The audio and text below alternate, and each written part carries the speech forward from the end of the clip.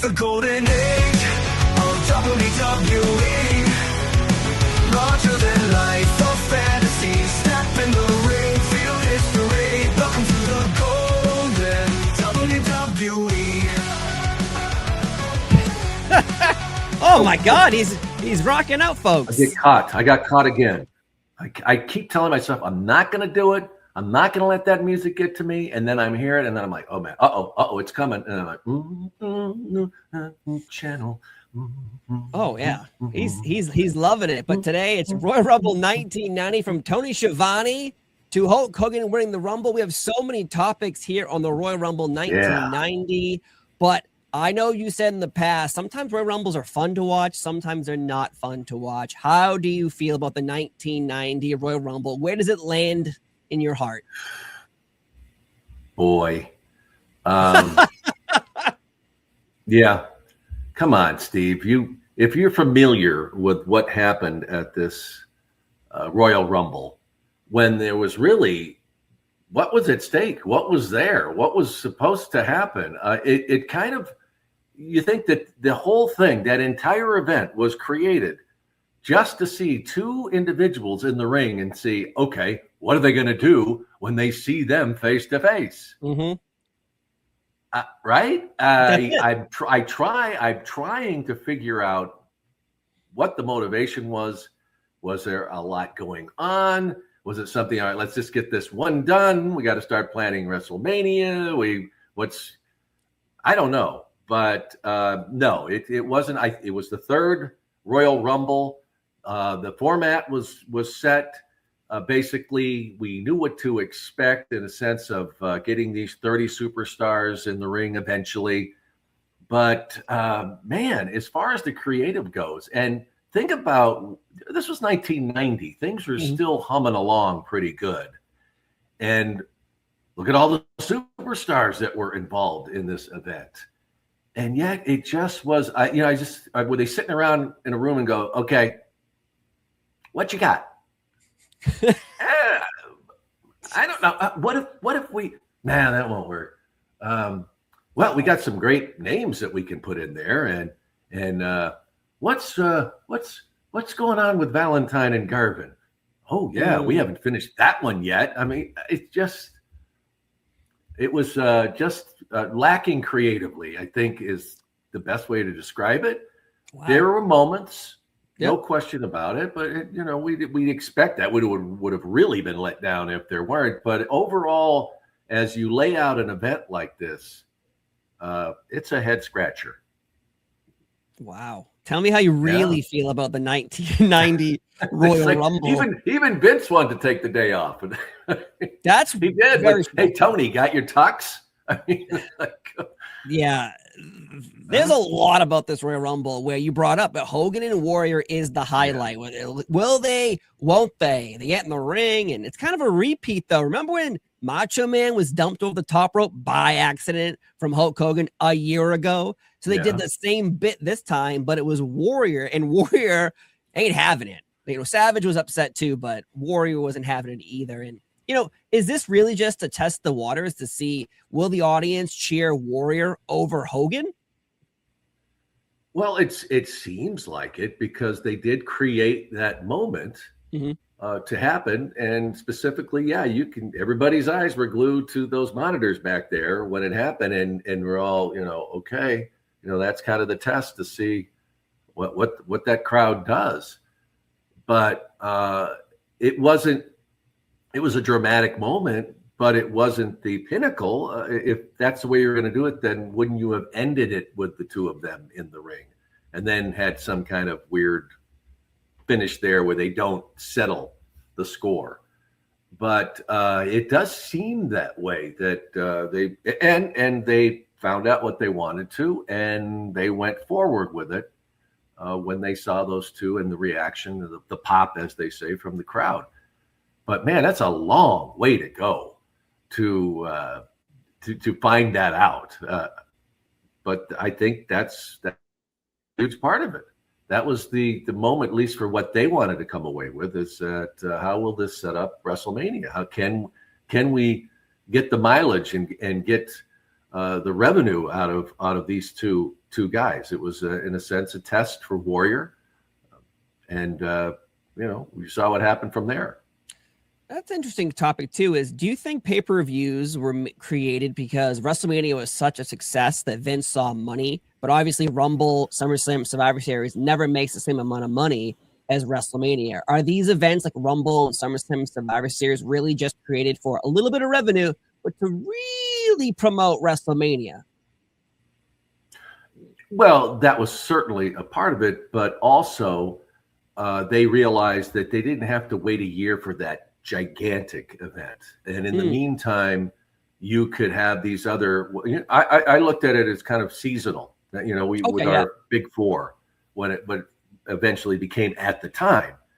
And so as we know back then, you were able to build these storylines. Now, we have it's every week, but back every then day. You were able to do it with just WrestleMania. You could work an entire year for these storylines, and they didn't really need to. They could do it in a quarterly fashion, to do it that way, and be able to whatever it was, number of months, 3 months to build things, and then have them happen, and then be able to see either you settled it and it was done, or you built it up to continue on for another quarter. So and it was a moneymaker. We've discussed many times that the WWE was the trailblazer for pay-per-view events. And prior to that, of course, it was closed circuit. But Vince saw early on that was the future of sports entertainment, way ahead of his time on that. But the bottom line was it was making them money then. And it was a tremendous promotional tool to set these up as we went along. So it was a combination of things. Of course, it would the pinnacle of that year would be WrestleMania, basically, and everything would culminate there. But in the meantime, you have another tool here to promote your product, make money, and also set up your future. They were each time they were creating these events and learning as they went along the way, so that as we saw, as it evolved over the years, they took things along the way that they would have done at one event, said, yeah, that worked really well, carry it over. Other stuff, oh man, that was terrible. Boom, that's gone.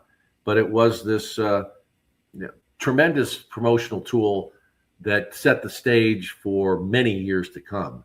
So Vince saw it as all of that. WrestleMania setting it all up, but also you can do these big events and you're not taking anything away from the next one. Of course.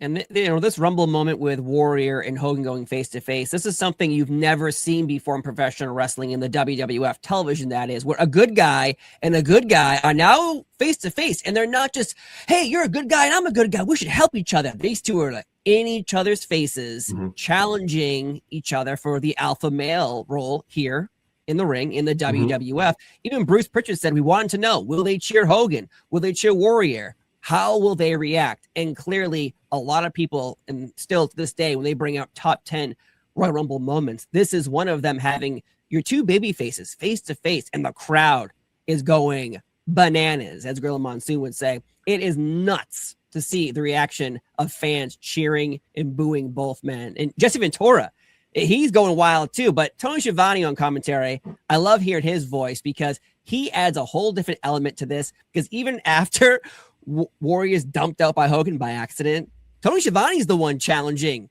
Like, I think Hogan dumped him out on purpose. And usually it's Jesse who would do something like that. So was it ever hard for wrestling fans to accept that Hogan was doing bad things, but we were just like, well, who cares? We love him. Well, and I hope you can follow me on this, but I looked at it in a sense that it was kind of like Greek mythology in a sense. I'm getting deep here. But where you have this, as you mentioned, in the case here, is simply saying baby faces going, head to head here, where they're both supposed to be good individuals, but as we know through mythology of these gods, that there wasn't always room for both of them. And so you had these two, titans that people, and that you know very well that you were either a warrior guy or a Hulkster, and so in a sense, it was inevitable that there was going to be some kind of friction, despite how they conducted themselves in the arena of competition, and how they were around their mere mortals around them. And so I think that's kind of the way they looked at it. And and Vince, in many ways, where they would talk about these characters on that level, I think that in some ways he looked at it like that it wasn't as simple as you can't have two baby faces not liking each other. Well, why not? It's through history that you have that. So I kind of looked at it that way. I just thought that they're on the mountain, and both of them can't stand on top of it, and you had to have some kind of maybe the pack, in the sense you got the big bull that he's the one that's running the troop, and at some point the young buck's going to challenge him. Oh yeah, it was all of that. And I know I'm going deep here, but I think when you're talking about developing characters and storylines like that, it was I think that it at least reminded me of that back then. And I used to kind of think about when they came up with these storylines, how deep they were going, where's this all coming from? And I think that you could, from whatever you were on that level, you bought in. And that's why I think it worked between the Hulkster and Warrior. And I love the fact that you did have two very distinct groups of people, whether they were 8 years old or they were 50. You could ask them, who's your guy? They didn't say both. Do you ever hear anybody say both? Maybe there's a few. And if you did, you're a liar. Either in the Warriors camp or you love the Hulkster. And that's pretty much the way it was. And it was great for business. True. Again, this leads all to WrestleMania 6, and then we have the double main event with both men having different matches at SummerSlam 1990. You go to Survivor Series, we actually team up in the grand finale. So there's a lot of Warrior Hogan interaction in 1990, and it's perfect for so many wrestling fans. And I know a lot of people either love Warrior or hate Warrior, but this moment at Royal Rumble 1990, you can't deny that people were going crazy, and it was building into WrestleMania. But I did mention Tony Schiavone. Yeah. Tony Schiavone on commentary. When I think of the WWF golden era, you got Mooney, you got Monsoon, you got Heenan, Lord Alfred Hayes, Mean Gene, Bobby. How was Tony Schiavone welcomed into the ranks that you were involved with? Because to me, he doesn't fit. It's like a square in a circle. Well, I honestly did not look at it that way at all, and I don't think anybody did. I don't remember anybody saying, why they're bringing that guy in. Of course. He was professional. Tony was a very established announcer. Vince loved picking people up and bringing them in. And, it's hard for people because it was a short-lived stint, unfortunately. But, Tony was very talented. He was great at what he did, but a lot of people don't know what Tony was capable behind the scenes. Tony was a full-blown producer. He did he did a lot of stuff backstage when he wasn't announcing. Too, right? Yeah, he did a lot of. I worked with him on a lot of the Coliseum home videos that he went during the time he was there, that he helped out in. But he was also, helping the guys with interviews and doing all that. And I know that he's carried that over with AEW, that, he's very involved behind the scenes as well. So I'm glad we're talking about this today because, Tony is one of my favorite people. He's a great guy. And back then coming in, a lot of people don't really know what went on. Why did, after I don't know if it was barely a year that he was gone. And there was a number of circumstances. talking specifically about this event, because we're that's kind of our starting point, that Tony comes to the arena, and there's kind of a rule. It's everything else. It's like in wrestling, bringing your boots. If you're an announcer, you always have your tuxedo. You always have. You never know what's going to happen. You could be, maybe you're not doing anything, but you've got that tux in case they need you. And Tony's at the event, and basically, as the story goes, the lore of it, you got your tux. Now, if that went down, fine. But I could just tell you that I know he was ready, no matter what the circumstances of it were. But still, to go in there, and to be said, okay, you're doing the event, that's like, whoa. But I'm sure he's like, yeah, let's go. And as you mentioned, his commentary, he slid right in. He was very up on all the product. He knew about all the superstars. He would say bold statements throughout. And then you got to work with Jesse, which could not be easy, coming in and not having a chance to really have worked with a guy. And this is where you're doing it at pay-per-view.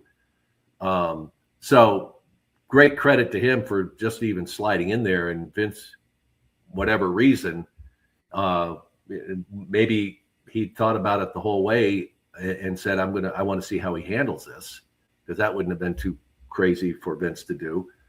But however the circumstances happen, and he maybe Vince blew out his pipes that day doing the intro.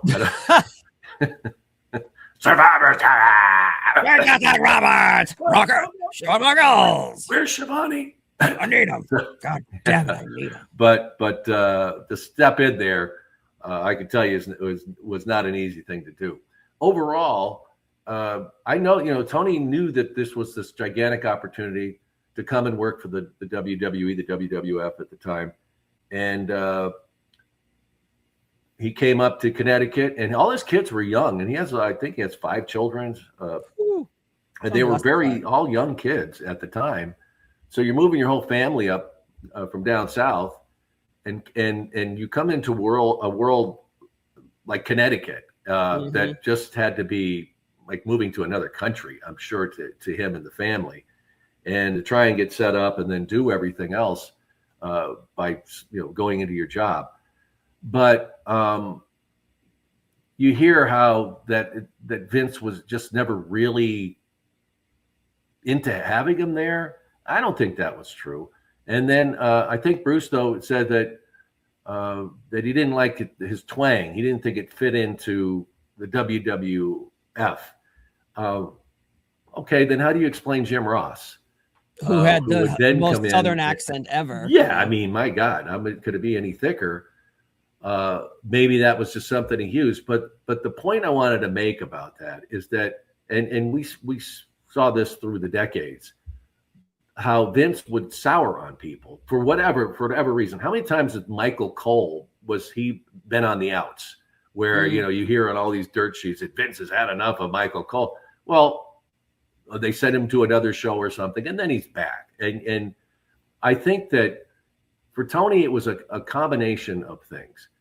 First of all, I think it was just tough being in, and I've talked to him before about it, where you go to this place and you're uprooted. You don't have any real support up there or anything, and you're trying to fit into this new world, and they put a lot on you then, and then trying to find your place.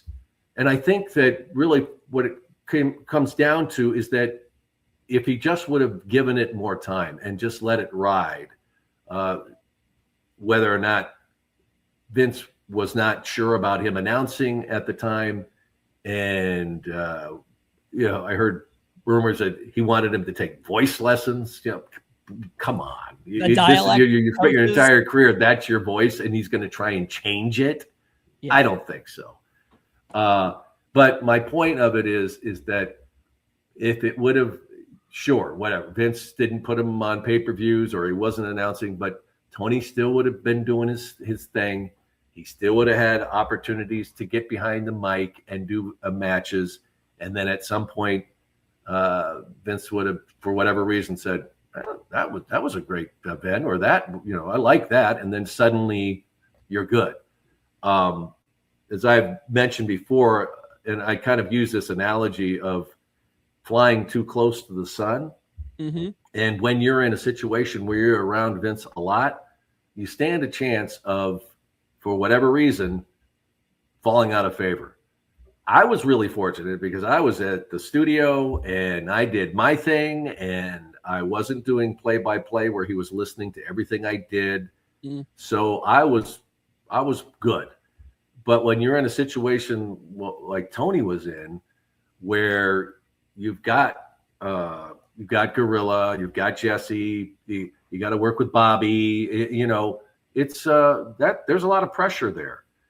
And Tony's mentioned it many times how he wish he would have stayed. You've heard me say the same thing, but I was there for 5 years. He was there for a year. And I really think that if he would have just ridden it out, things would have settled down with the family. They would have gotten into, a place and a community and had neighbors. And of course, I've told you how welcoming, we were a family then, and nobody had a problem with Tony that I ever saw. And I got along with him great. I know that everybody else did too. He was just a good guy who was trying to make it. And so that wasn't the problem. It wasn't that he felt, oh my God, they don't want me here. That wasn't true at all. I mean, he fit right in. So I think that if, like I said, if he would have just, settled in, gotten into the community, he would have gotten into the mix. Vince would have, the twang accent would have been something that went away, and just, oh yeah, this is what he does, and he's doing a great job. But he got other opportunities. People got in his ear down south. Hey, come back down here. We'll take good care of you. And he leaped. And he's mentioned before in the conversations I've had with him and other people too, that he had a conversation with Vince and told him, I think we're going to go down, we're going to leave. And I don't think he felt that Vince gave him kind of that feedback of, no, I want you to stay. But that wasn't what Vince did. It wasn't going to make it seem like I'm going to beg you to stay here. So there's probably a little bit of that too. But who knows what Tony could have done there. He could have been the Michael Cole who outlasted them all. And I don't know. But it's too bad that it was really a short-lived stint, because, we see now he's still doing it. And I know. Isn't that very popular? Yeah. Yes. He's busier than ever. And he's, up where I am age-wise. So he looks great too. So, you and him have found the fountain of youth somehow. Well, maybe it's the announcer. Become a wrestling announcer, and you're gonna. I don't know. I don't know about that. I think that one day we're just gonna, face falls, hair falls out. That's the day this show just goes audio. Yeah, but Tony, really, I can't say enough about him. I have become friendly with him again. Don't talk to him very often, but he just a great guy from every aspect interaction I ever had with him. And it's great to see that, that he had kind of this next career that he's still involved with, because he was out of it for a very long time. And he was just, I remember when I interviewed him that he had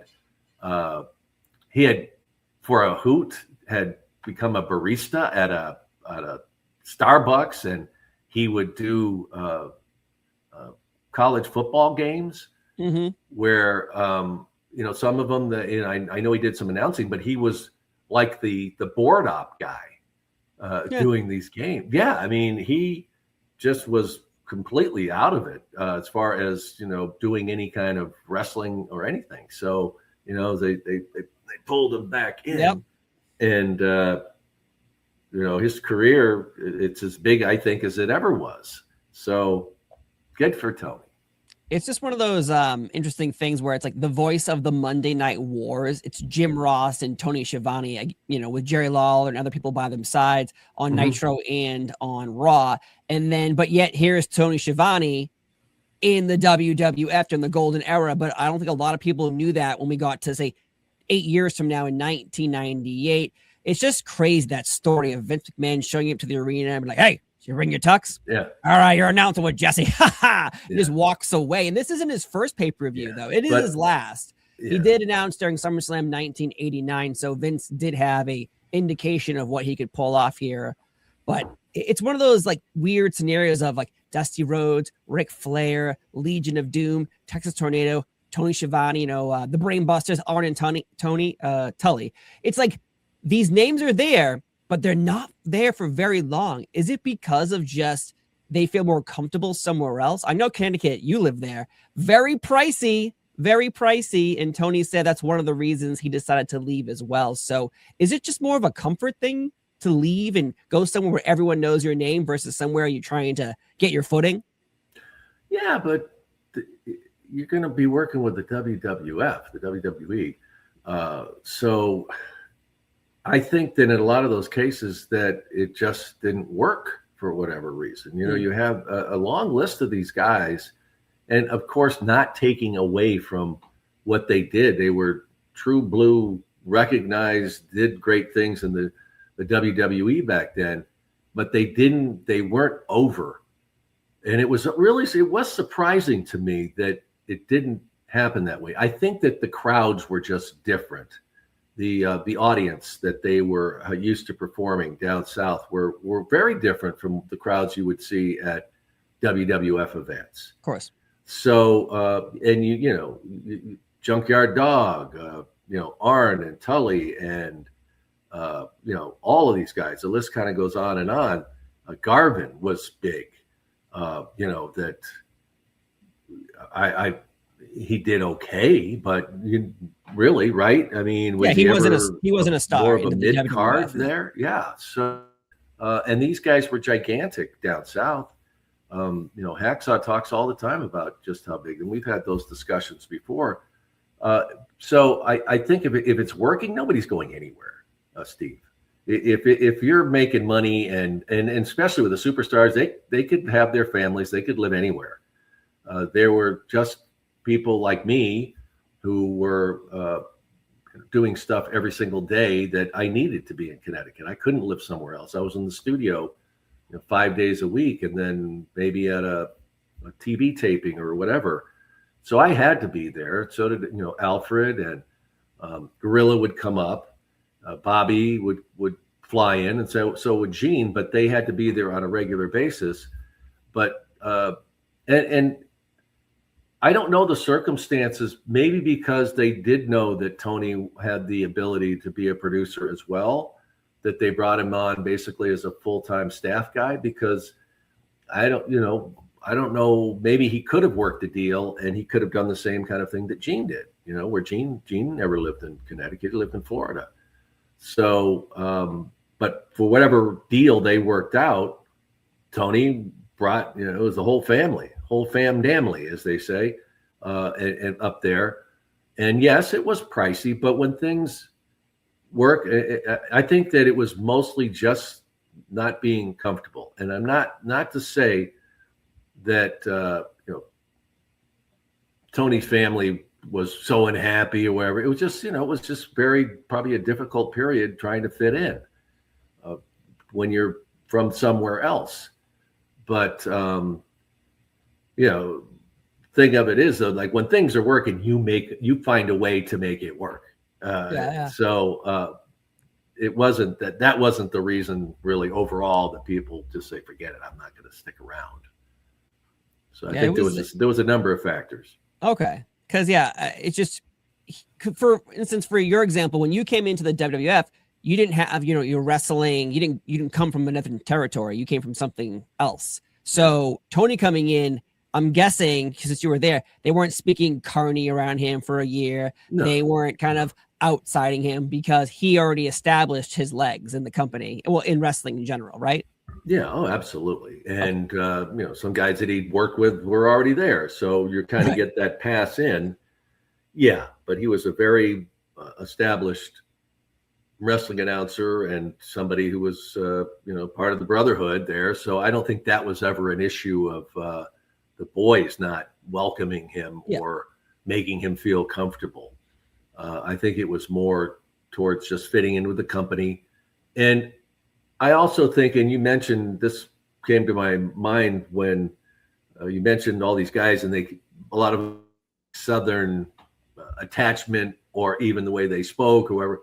And I think that, some of it was that Vince hated Ted Turner so much. And what was Ted Turner? Wrestling, Right. and that kind of, that, and that could have been part of it, that, I just hate that whole, drawl, and that probably could have been whatever he felt against Tony for a period of time. Maybe it was too close to that Turner kind of syndrome. No, God. maybe he had Turner derangement syndrome. Oh, syndrome, no. I think you could call it. Yeah, that form of TDS. That's true. Because it was, and he hated the way, to him it was, to Turner, it was just business. He could have cared less about the business. And Vince was passionate about professional wrestling. And here you got this guy just, hey, we're in the wrestling business. I'm in the wrestling business now, and so that could have been another factor there. But as far as coming to Connecticut, sure is expensive, but it wasn't insane. I mean, even I could afford when I first went up there, and I wasn't making a lot of money, but I had a condominium right on the lake. After living in a box in New York City for 6 years, I was living large. I had a car. Yeah. I had a car for the first time since college, and my old VW Dasher I had. I had a Burr. So that wasn't a factor, I don't think. I just think overall it was, uprooting your family, you're away from your relatives, and it is a strange world. It is. And it was, as much as we had that community, but it was a little odd, fitting into it. But it took a while, and he would have certainly become part of it, as far as I believe. So I just think it was a tough time, and if it would have given more time to it, he would have settled in and probably would have been there for a long time. Yeah. Again, it's so weird. His voice is part of the Nitro, the whole war against the WWF, but here he was as a producer for Coliseum Video and doing commentary. Jesse, let's get into some matches, though, because this is the end of the Rougeau brothers in the WWF. They're taking on the Bushwhackers, and they have wrestled. Listen to this. WrestleMania 5. They were on opposite teams at Survivor Series 89, and now they're fighting at the Royal Rumble. It's 3 matches in about a year, which is, to me, too many matches.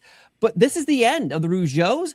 Raymond retires at the age of 34, which again is shocking, but 34 then was like, you're a grandpa. In today's world, not so much, but in today's world, it's like you're 45 and you're like, God damn, he's in his prime. Were you shocked to see the Fabulous Rougeaus were done here? And then Raymond decides to step back and then eventually do commentary and do interviews. And then a year from now, we have the Mountie gimmick. So let's talk about a lot of this. Like, why do you feel like the Rougeaus ended here? Well, if you know anything about Raymond Rougeau, he's very different than Jacques, by leaps and bounds. Raymond was the really grounded guy. He was the manager of their team, and Raymond was really a sharp guy. Tough as freaking nails. He's one of the toughest superstars there were. He was feared by a lot of people. He was a martial artist and really a tough guy. Nobody messed with him. But he was also a shrewd businessman. He saved his money and invested it wisely. And I'm not saying he was set it for life at 34, but I think he was well on his way. And I think the road life got to him. He just got sick of being on the road all the time. And God knows I love Jacques, but I can imagine that must have been trying with Jacques, the way he looked at life. Jacques talks about that. Raymond was always telling him, save your money, do this. And Jacques was like, yeah, it keeps coming. We're going to be fine. Forever. And he just blew it on whatever. And Raymond was, looked at what expenses on the road and this for that. And this much goes into the bank account and this one gets invested. And so he pretty much at that point had enough and at least wanted to step away for a while. Well, problem with that is that they'd become a pretty established tag team, and we know how popular they were back then and overall tag team competition was. And here's Jacques stepping away from it all, saying, I'm just done. I don't want to do this anymore. And okay, now what is Jacques going to do? He didn't put the money away. This is the only life he knows.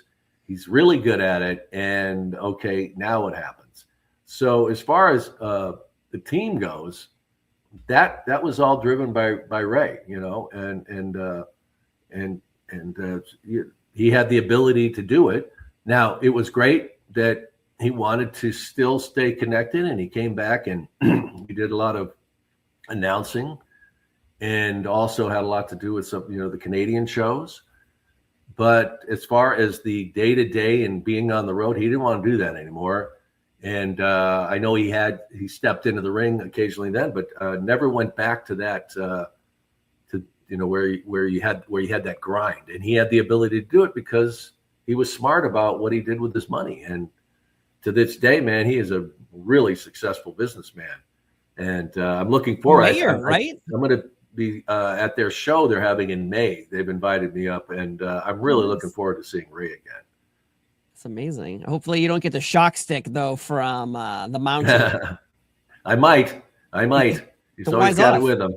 Yeah. he and does. I love it. And Jacques, we've talked about Jacques before. Jacques is also one of my favorite people. I mean, a true friend I've remained friends with over the years, and he stayed in touch. And so they're too great. I always really had a great time with them. And I really liked Ray too. He was always very professional, funny, and just a great guy, both of them.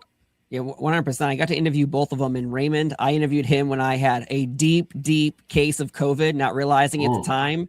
So every time I asked him, I was like, so you did this with Jacques? And then he explained, and then I would hit mute and I'd be off camera. Yeah, I'm surprised you got him because I know Ray hasn't done a whole bunch. So that's cool that you got the chance to interview him, because he came back though for a second time though, Mooney, because I apologized. I texted him. I was like, I am so sorry that I coughed for an hour during an interview. Can we do it again too? And he's like, yeah, of course. I was like, oh. And so yeah, both guys, amazing individuals to me personally. Both have done multiple interviews with me, so I have nothing bad to say. They were all American boys in my eyes, but this was the end of. Let's get them. I'm going to get them back. We're going to get them back on. Yeah, we're going to get them back on. We're doing a lot of these. I don't know, what do we call it? The Getting Back in Touch tour, where I'm interviewing. Now that is what we're talking about. The Getting Back in Touch tour. Back in Touch tour. Damn. Yeah. So let's get them both. We're going to get them both back on. We'll do them individually, but we're going to get them. So, yes, 100%. I haven't talked to Ray in a long time. Oh, really? Oh, well, you're going to see him in May, right? Yeah, but I'm going to get him on before. Oh, mark my words. You're going to promote the event. I hope. Huh? You're going to promote the event.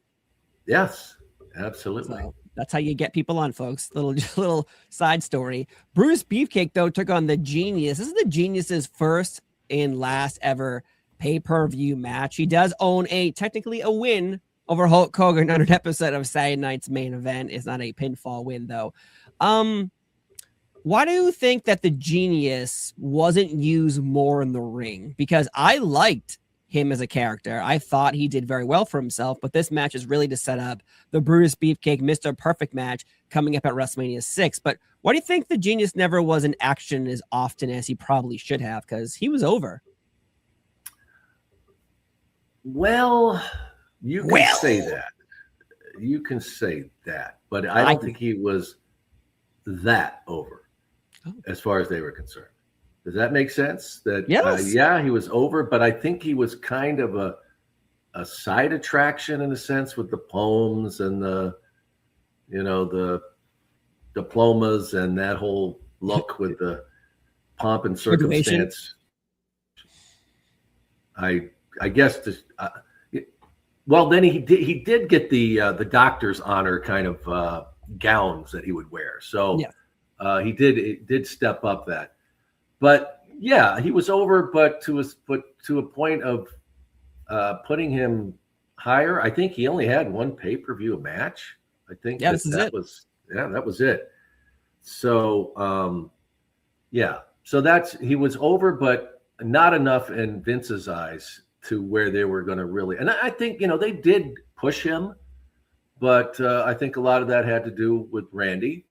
Let's be honest here, and the thing about it though is that Lanny was pretty good in the ring. I mean, he did a lot of things. He was very flexible and could do all these flips and stuff like that. But as far as reaching a level where he was going to be, pushed to a point to where he was going to be doing matches on a regular basis like that, never really happened. And I think Lanny kind of realized that he understood what the marquee of his brother did for his career, but he was happy with it and took every opportunity that he got, and certainly very well remembered. Was by many fans. They loved that whole shtick, and you could put him with anybody too. But as far as getting that big card push, just never happened. Yeah, this Royal Rumble, the undercard is quite underwhelming because up next, though, you have Greg the Hammer Valentine versus Rugged Ronnie Garvin. And the retirement stipulation for this always makes me laugh. Like, it really shows me Jack Tunney as if he's like a character and he's thinking these things through, he's a bumbling fool because Garvin loses a retirement match. So he can no longer wrestle to Greg Valentine. And so Jack Tunney, in the kindness of his heart, hires back Rugged Ronnie Garvin, but now he's going to do ring announcing and timekeeper and guest commentary, but only during Greg the Hammer Valentine matches. Yeah. Eventually, the Hammer begs Tunney to bring back Garvin, and that's why we have this match here at the Royal Rumble. If Jack Tunney is a real person, what is he mentally thinking? Because why would he put the guy that got retired by the other wrestler, but only work during his hours? Well, it was a way to try and keep a rivalry going, but it was pretty lame. I mean, to think about. I think he did. Didn't he ref? He was a referee. He was a ref, a timekeeper. Yeah, he did all the things, but only during Greg the Hammer Valentine matches. And if Jack Tunney, it was just that he just wouldn't go away. The whole premise of it, that I'm always going to be. I'm haunting you. I'm going to be where when you think I'm gone, I'm going to be there. You're going to turn around and there I am. And at some point, you're not going to be able to stand it. You're going to beg to get me in the ring so you can settle the score. But yeah, that was another thing. I mean, they tried with Ronnie, and the whole towel thing and the brush cut, and it just didn't go. And he was, in these other territories, man, he was really popular, right? He was world champion. Yeah, I mean, so that he's another one that you shake your head. I maybe it was at the time, we had such strong gimmicks going that you had to have one that really caught on for people to root for you. You couldn't just be, Rugged Ronnie Garvin and expect to really get over. You needed an Undertaker type gimmick or something that was going to, that people could really just latch onto. But there was, as we said earlier, that there's a long list of these guys that were tremendously successful in other territories and other, but whether it was the type of audience that the WWF had, or the gimmick that they had, or those territories, you didn't need them. It was more based on tough guy, the kind of what like Hacksaw talks about. Hacksaw was swinging the hams. That was just his thing. But you look at all the gimmicks that he had, and that's what got him over. You know, the 2x4, the flag, everything else. So I think a lot of these guys that didn't end up really getting over, it's just because they never really established a gimmick that made them memorable to that audience. I agree with you. Like, honestly, when I think of Greg Valentine, this is me personally, maybe you love Greg Valentine, I consider him boring up until he joined with Honky as like dyed his hair, the rhythm and blues. Suddenly he had a gimmick. Suddenly I was like, oh, he's funny, he's silly, he can't sing.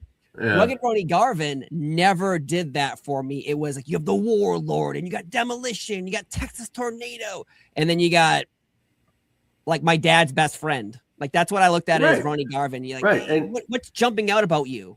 You, as much as anybody, can attest to what it was that made you like these certain superstars. Yes. And when you break it all down, every one of them had this strong character about them. It wasn't just that I'm just this tough guy in the ring and let's go. Like, oh, okay, but what else do you do? You know? Exactly. Right? I yes, 100% agree. I'm sorry. This was like watching people say, "Oh, it's such a great match." It was like watching paint dry for me because these two, to me, don't entertain me. And again, both men, former tag team champions, former Greg Valentine, Intercontinental champion, Ronnie Garvin, world champion somewhere else. But here and now, you were boring me, and someone probably loves this match, and you can love it. Well, and people talk about it that there was, you know, it was pretty stiff. These guys loved, you know, the whole chest slapping and all that, you know, which used to drive me crazy. But you don't like chest slaps? Yeah. When you know, excessive. I mean, I always love, you know, Bret Hart talking about Ric Flair saying, you know, I'm going to do the chest slap, and Bret hated it, and he said, yeah, okay, go ahead, but then I'm going to punch you right in the mouth, you know, because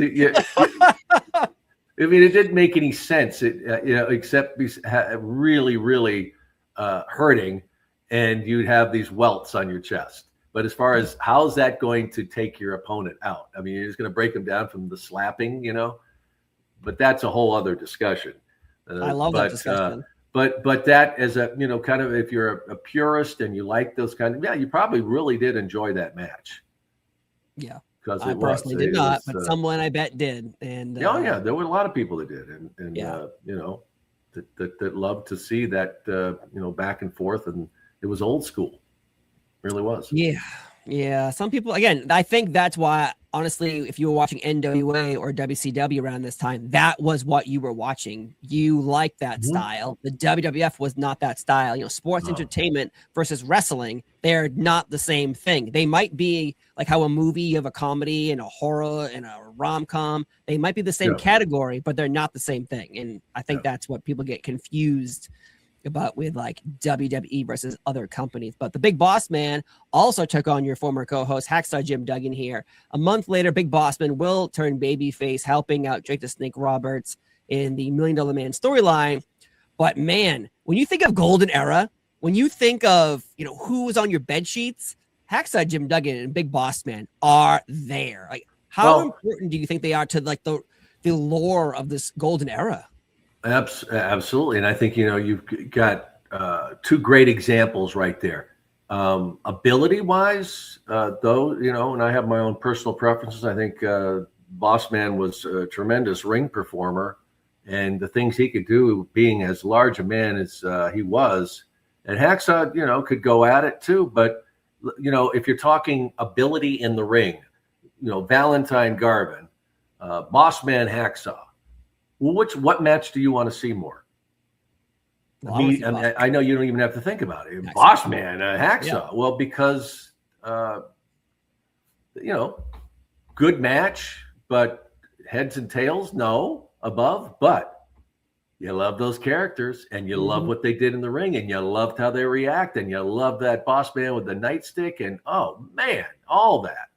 So 2x4. That right there, that's a great example of, okay, why this one and not that one? Easy. Stars. Yeah, it's strong characters. It's so good. Like, again, this match isn't that great at all, but if you're just looking for, you see your favorites fight each other, this is what this is all about. Oh, yeah.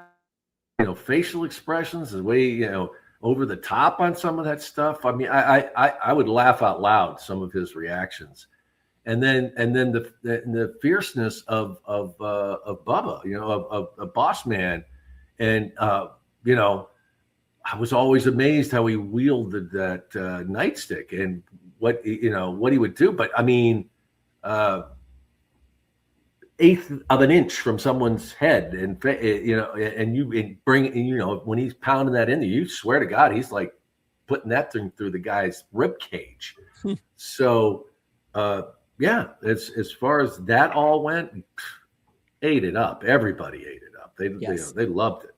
That was great. Delicious. Yeah. This is the age too of having like foam, like not figurines, but like, all right, Hacksaw has a 2x4, so kids are gonna buy a foam 2x4. The foam finger, a foam finger. Then you had a foam nightstick later on, like and you had Bret Hart. It was just so funny because you don't see that being made anymore as merchandise, where fans want to go to the arena and buy these foam items. Like they had scissors, they had Rob Van Dam thumbs. Like they've had so many things. Like why do you? That's a weird question, but why do you think that suddenly a piece of merchandise that clearly people would buy no longer exists in this market? Well, back then it was new. It wasn't the first sports merchandise that was out there, but the WWF. I mean, God, I remember remember the catalogs, the hats, the foam fingers, everything, the cups, mugs. It was incredible, and I think that people hadn't really seen that and had the opportunity to purchase so many different items. Okay, I don't know what the merchandising deals that they had with some of these companies. They must have gotten the stuff dirt cheap, but the warehouse was just humming. I mean, that was a gigantic business, and and people wanted all of it. Remember the commercials, the WWF rings, the action figures. It was just so much of it, and everybody had to have it. The wrestling buddies, that was just part of the era. Now it's, what do you do with it? Hang it behind you. Video games, they want to be able to do it with the video games and that kind of thing, and maybe a T-shirt. But it wasn't like that. Everybody had that. You go in the arena and they loved it because that was also promoting not just the product, but the product, that it was, people would see that on TV and they're like, I want one of those. Well, we've got a catalog and you can order that and it'll be here next week. Yep. You send a letter to Hulk Hogan. He's sick at home and we'll make sure you get a catalog after that. That's perfect. Brilliant marketing.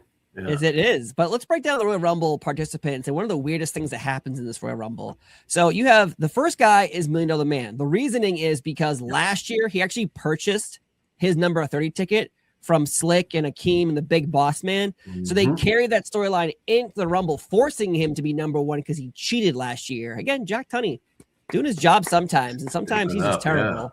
Yeah. Oh, man. Coco Beware is number 2. Ruler. Hey, don't disparage our president like that. All right. We love Jack Tunney here. Tunney for 2028. That's right. Wait, he's dead? So $1 Million Man, Coco Beware, Marty Jannetty, and Jake the Snake. Now that's the first 4. They all have music. Usually 1 and 2 only get music. Marty Jannetty and Jake also get music. But once we hit number 5, the music just stops. It doesn't continue. And I have no idea why. Not until the 1996 Royal Rumble does it become a consistent thing where every wrestler gets the music for every entrance to hear that pop. It's just so bizarre, and I don't know why, and maybe you do. Why in the hell would 4 people get music and the rest don't? That is a great question. Maybe the tape player broke. I don't know, but I do remember Coco coming out with Frankie, even had the mascots with him. Really? I mean, he's supposed to run out there and go in the ring, and he's coming out with his music and Frankie. He has a manager license. Yeah. He can be at ringside. And somebody had to take Frankie backstage. They couldn't keep him at ringside. So. He was cheering on Coco. Yeah. I think it was Jake the Snake was number 4. So Coco and Marty get eliminated very quickly. So $1 Million Man is in the ring by himself, and Jake and the $1 Million Man have a storyline. I think the whole point is hit Jake's music, hear that pop. $1 Million Man knows he's screwed, and then after that, we'll just not play any more music because let's just get this Jake pop in. It was very bizarre. Number 5, though. But I kind of, and I like the idea that they were playing the music, because then it would give people the idea, because everybody knew their music, and say, oh, it's him, instead of, when you're in this big arena and then if you're in there, you kind of got, of course, the announcer is going to say, oh man, it's Jake the Snake Roberts, or, but I don't know why they didn't keep it going, because it was a great way to keep the audience popping. Because then, it's just the, you still have the clock, and then the big, and they'd come in. Double box. But I don't know why the decision was made not to play that music, because I liked it. I loved the idea that it would play, and then people would go, oh, it's that guy, coming in. Agreed. So, and then why the first 4 and then not? Did not make sense. It's Vince was, he was hurt that day. And so number 5 is the Macho Man, 6, Roddy Piper, Warlord, Bret Hart, Bad News Brown, Dusty Rhodes, Andre the Giant, the Red Rooster, Axe, Haku, Smash, Akeem, Snuka, Dino Bravo, the Canadian Earthquake, Jim Neidhart, Ultimate Warrior. That's right. Yeah. He's not just Earthquake yet. He's only Earthquake in Canada. Jim Neidhart's 20, 21, Warrior, Rick Martel, Tito Santana, Honky Tonk Man, 25, who ends up being the winner, Hulk Hogan, Shawn Michaels, the Barbarian, Rick Rude, Hercules, and Mr. Perfect. Those are your participants, but the biggest rumor still surrounding this event is the idea that Mr. Perfect was originally going to win this Royal Rumble, but Hulk Hogan ends up saying, well, I got to pose, brother, and Hogan wins. Now, honestly, that rumor could make sense, but at the same time, how many times have you heard someone say, hey, you might win this match, and then you don't? Like, why would Perfect win, but not Hogan, if we're setting up Hogan versus Warrior? Well, as you mentioned, that did Hulk get in their ears and say, I think you're gonna need me. And then I also think that there was some doubt that, and not taking a lot away from Kurt here, but thinking, I don't know if he's going to be able to carry it. And so I think that that's kind of what it all came down to, that, as Hulk had all these other aspirations, all these other things that he had going on, and wanted to take those to their limits, but at the same time did not want to lose his place with the WWE. So I think that he played that game, and he played it very effectively, as to, and be careful what you do here, because you're going to need me. Probably you're going to need me, and I need to keep my foot here just to. And so I think that was part of it. But I also think that when it came down to it, it probably sounded initially good. And I think that also the Warrior had something to do with that too. That, could he help establish that if it was going to be perfect at Warrior, could he bring it to that level?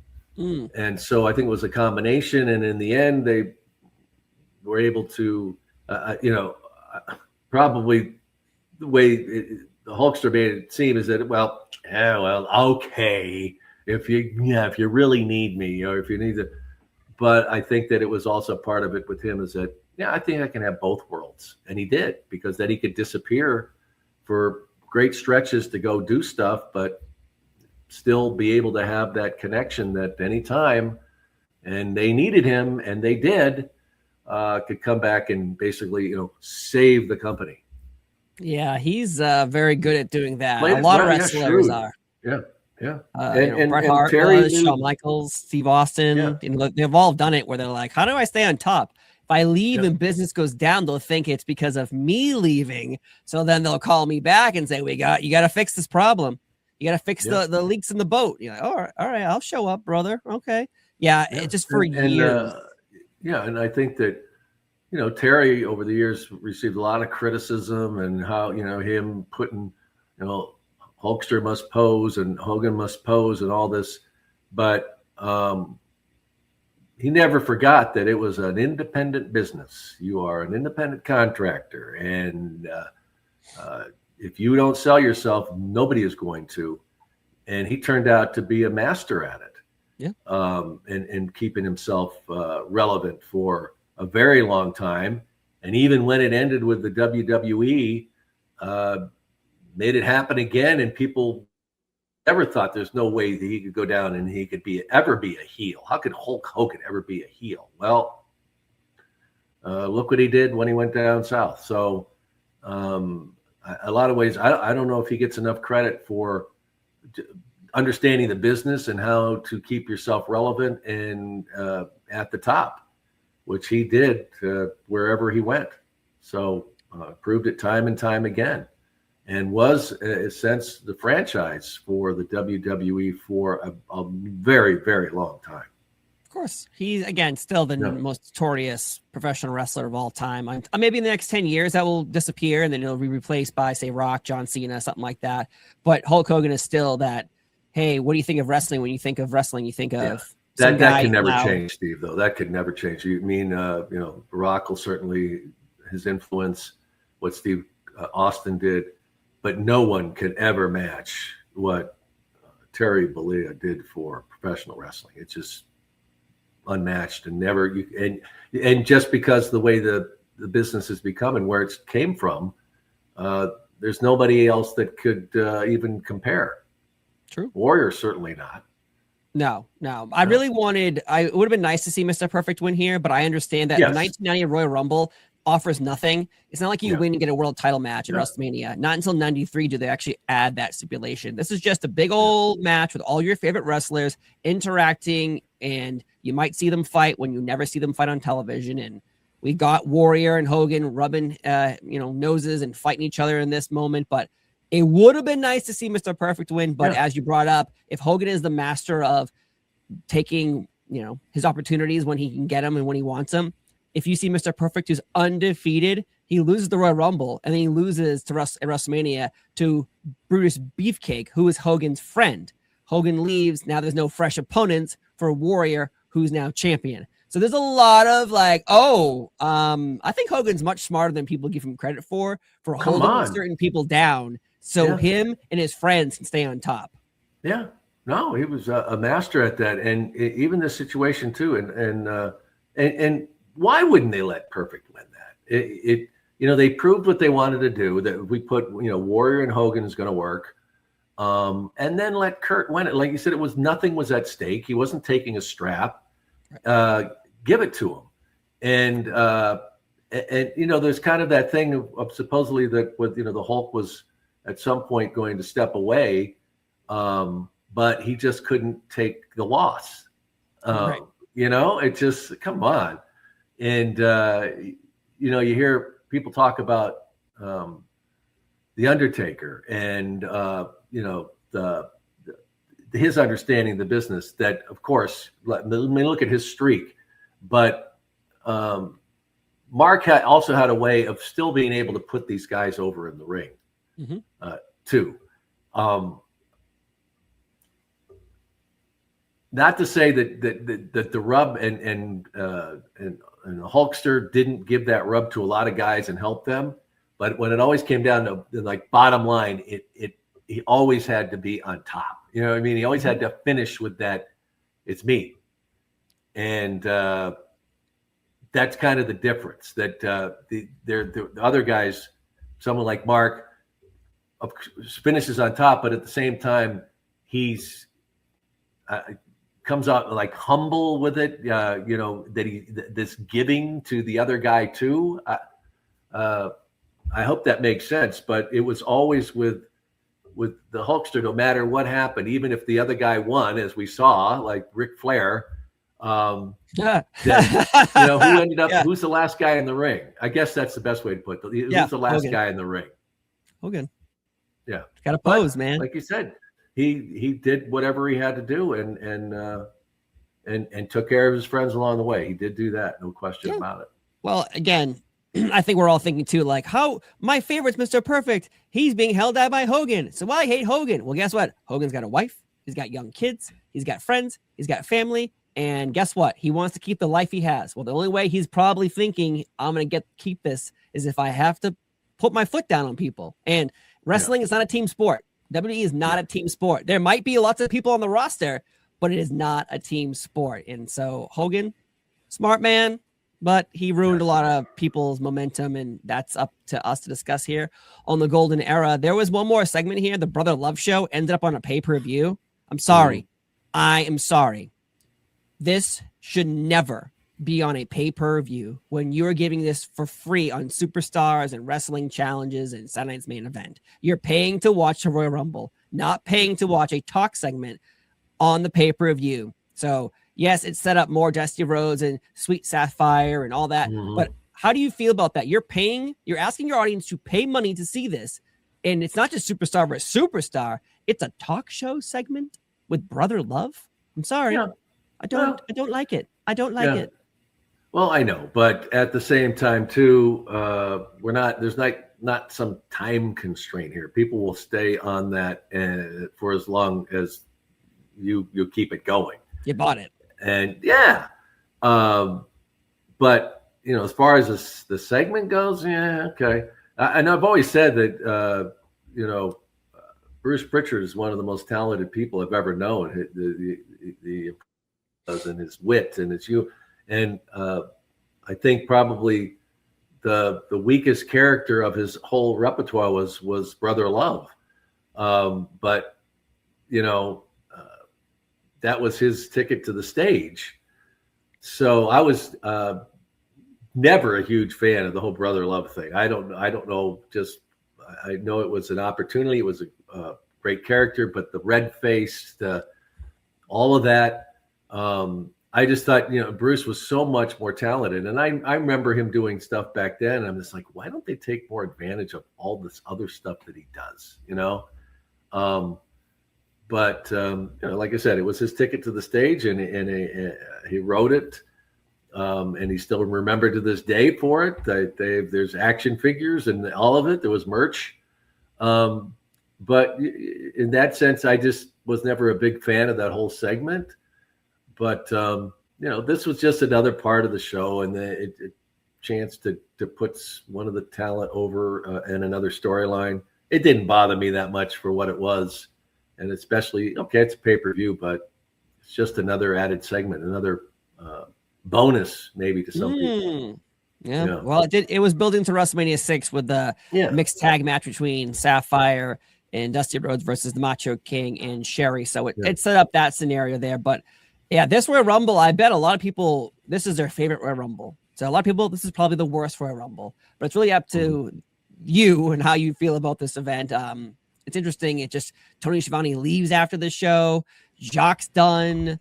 It's just Warrior and Hogan. Like, there's so many things after this. But as we talked about at the top of the show, what'd you think of all the kind of the backstage drama heading into this Royal Rumble? Because there seems to be a lot happening with so many different wrestlers. But when you have to put it down, what do you think of this Royal Rumble?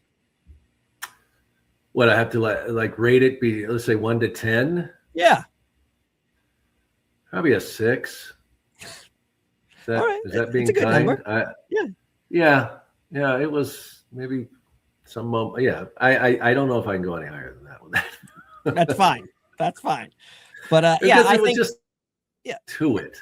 And like I said, the thing I just remember the most about it was the moment of Hulk Warrior. And we got something here. And I was disappointed that they didn't, to be honest, that why give it to Kurt? Let him win it. I mean, that's and it was just kind of predictable at the end there. Okay, Hulk wins. Okay, great. Whatever. He must pose, I guess. That's the Yeah, terminology I've heard for right. years. You know, I just felt like, come on, can we just one? And especially because it was kind of a nothing overall. It was nothing at stake. That we didn't have anything big moments, and you know, people, you know, Perfect was over. So you know, it was good. As you can see, my dogs are very happy about me talking. They're not upset. They're upset about Mr. Perfect not winning. Perfect could have won, and then Hogan could have just come right back in the ring and threw out Mr. Perfect. So Perfect won the match, but Hogan could have sent everybody home happy by showing off his pythons. But in reality, can we pause for 1 second, Steve? Sure. My son is just like, nah, I told him to wait, but I'm gonna have to do a jump cut. That's fine. I can do a jump cut. We're going to wrap up right here anyways. That's all right. We'll wrap up right now anyways. All right. All right. And 3, 2, 1. And there you guys have it. The 1990 Royal Rumble right here on the Golden Era podcast. Either someone loved this event, either you hate this event, but we gave you the historic facts around it. Again, I'm Steve Fall. He's Sean Mooney. Have a wonderful day, and we'll see you next time.